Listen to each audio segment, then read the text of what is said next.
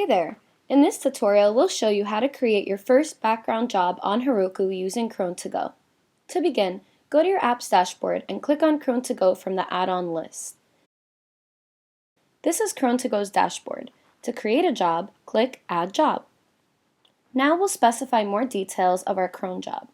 We'll start by giving it a descriptive name. Giving your job a nickname is optional, but it makes it easier to track and monitor. Next up is the time zone setting. If you would like to set up your job to run consistently at a specific time of day untouched by daylight saving switches, you can change the time zone to do so. Note that the time zone feature is only available with certain plans, so an upgrade may be necessary. In the majority of cases, we recommend choosing the Coordinated Universal Time Zone, UTC. Now for the schedule.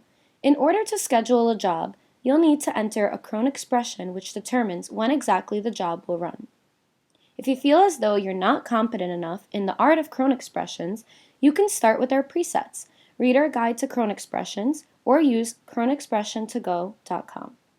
In this tutorial, we'll use the expression 07 ****, which will schedule our job every day at 7 a.m. Now we'll have to configure the command, which will be executed by Cron To Go in a Heroku one-off Dyno when the time comes. We're going to use a curl command to check our website response time. The Dyno size determines the amount of memory and compute power your process gets. Each Dyno size comes with a different price tag.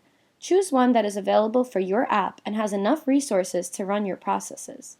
For the sake of this tutorial, we'll use the Hobby Dyno.